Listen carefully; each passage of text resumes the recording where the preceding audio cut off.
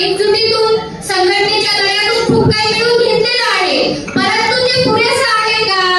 आज आम्हाला येणाऱ्या अडचणी काय आहे?